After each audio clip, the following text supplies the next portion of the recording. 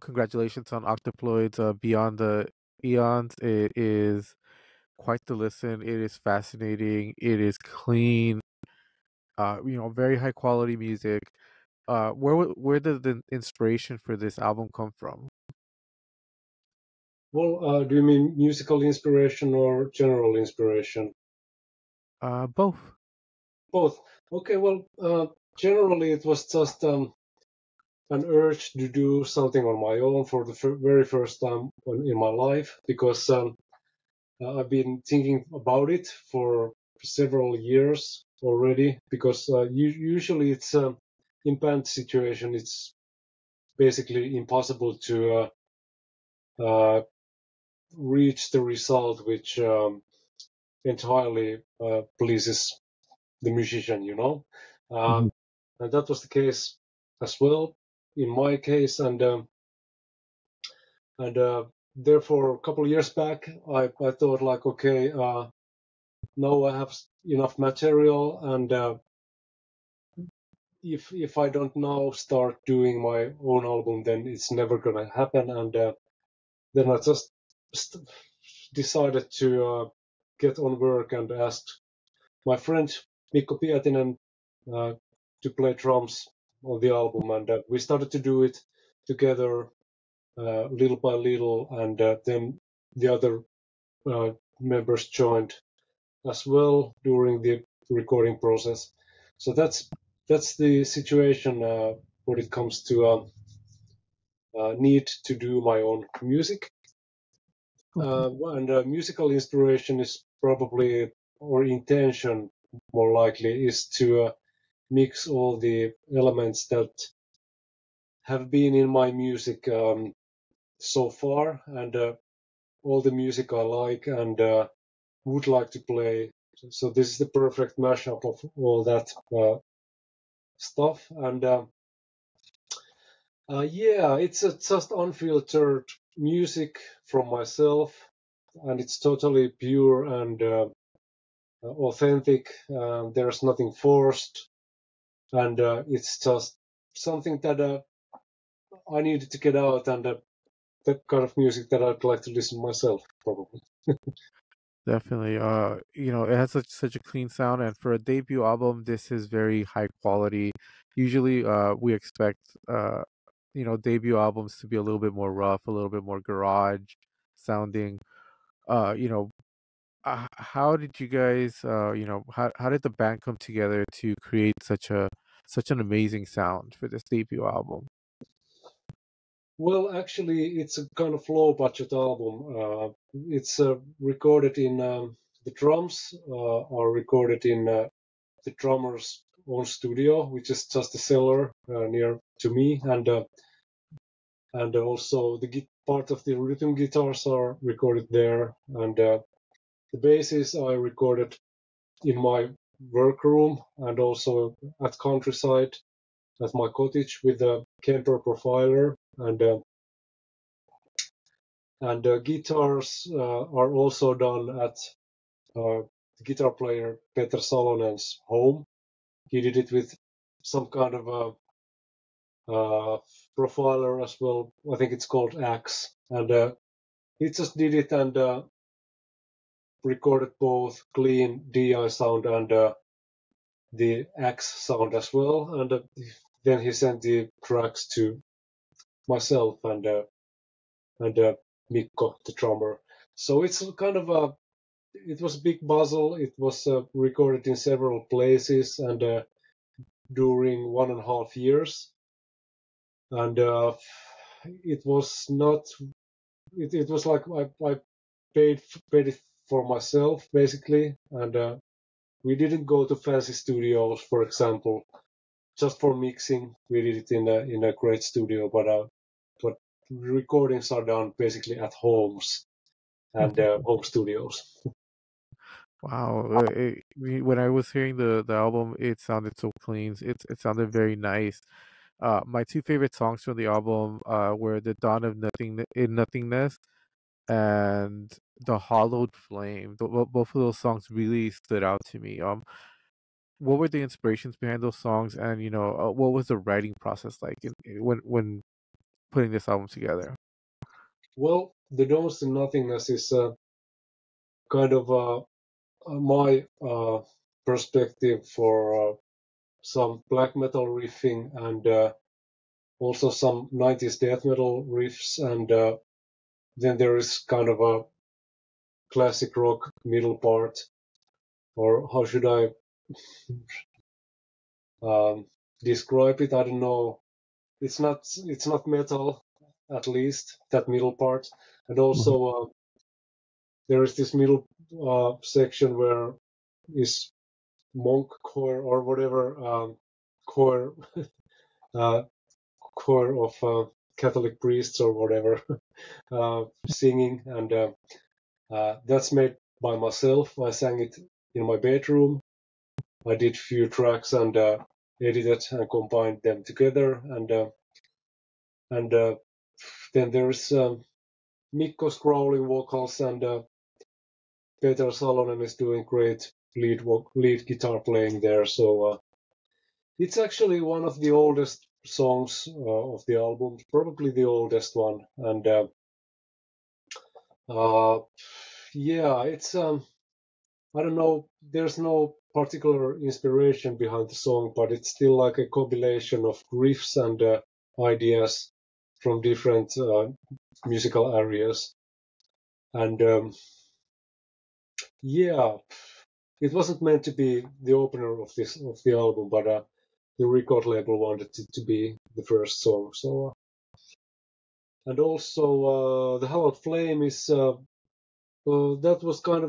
kind of song is pretty easy for me to write because it's kind of waltz time signature and a heavy slow song with majestic keyboards and stuff like that. So it's also there's like it's kind of ballad song, but still there's death metal riff in as a bridge in the middle. So that's something what I do generally. I mix, for example, uh, if there's an acoustic verse or something and growling vocals, chorus, then it's easy to go to a basic death metal riff from there. You know, it's just something which I've learned throughout the times, and well, it's just one song among the others, and also there is a kind of a great guitar work by Petri again, and also by Kim Rantala on keyboards. So, and there's also some keyboards by myself in the end, like a programming plug-in keyboards with some orchestral instruments. So, yeah, it is kind of a result of years of tweaking, you know. Yeah. Uh, there's a few styles that are mixed into this album. I think every song has a style that is very much showcased and prominent in the song. How do you how do you mix together these different styles in order to create the album as it is right now? Well, it's usually I work so that I have couple riffs which works fine together. Probably I make one like opening theme or something, and then it's easy to make continuation for that. Uh, and those two things kind of write themselves.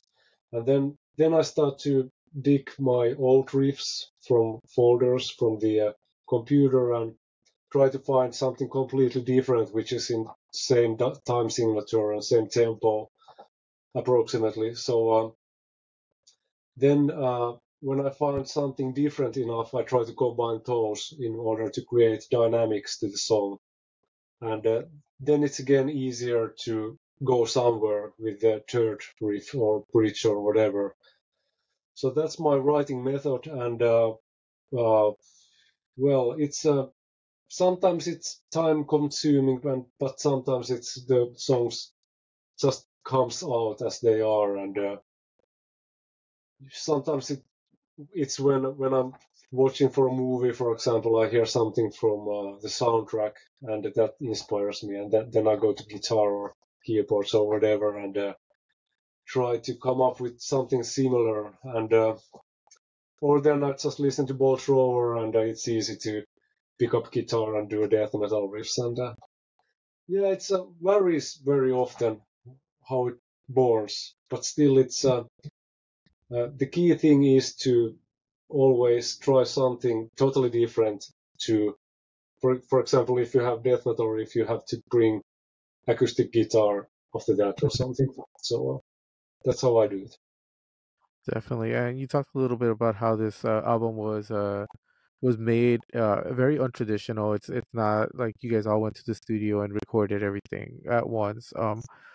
Has that process made things easier to be a more of a collaborative process to creating this album? Well, in a way, it was easy because we had all the time in the world to do whatever we like to, and if I, for example, realized, okay, this part requires a certain kind of keyboard sound or whatever, I could go to my own studio and do experimentation and try something and find it out. Or then I could ask Peter, the guitar player, to come over to me and try something with slide guitar or whatever. It's much more harder if you just go into the studio for 2 weeks, for example, and try to do there everything, because Yeah, there's always something which comes into your mind afterwards, or and remains to be done. So that was the good part of recording album like this.